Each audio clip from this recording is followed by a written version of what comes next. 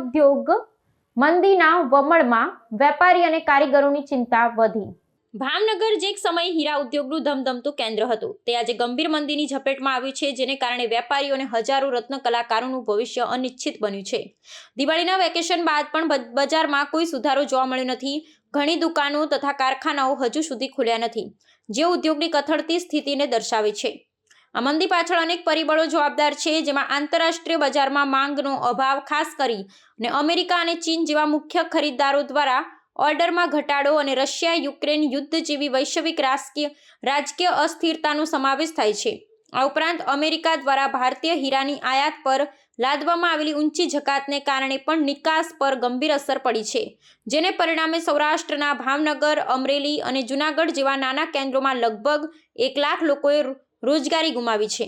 આ કટોકટીને કારણે ભાવનગરના હીરા એસોસિએશન અને વેપારીઓએ સરકાર પાસે મદદની માંગ કરી છે।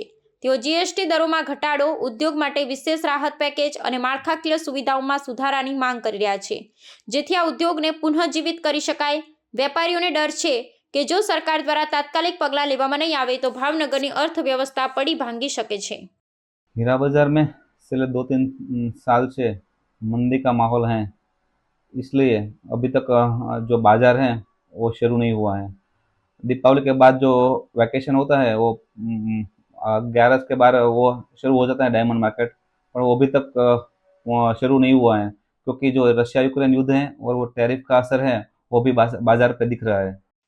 मंदी मार्केट में, और मैं बोल रहा हूँ अमेरिका और भारत का जो टैरिफ का प्रॉब्लम चल रहा है अभी वही दिक्कत कर रहा है, क्योंकि अमेरिका ज़्यादा माल वहाँ सेल होता है हमारा, इसलिए कुछ अनुसार दिखता है आने वाले दिनों में कुछ अच्छा होगा या अभी तो नहीं दिख रहा है। वो टैरिफ वाला कोई मामला सुलटे तो ही शुरू होगा, लेकिन वरना शुरू नहीं होगा मार्केट।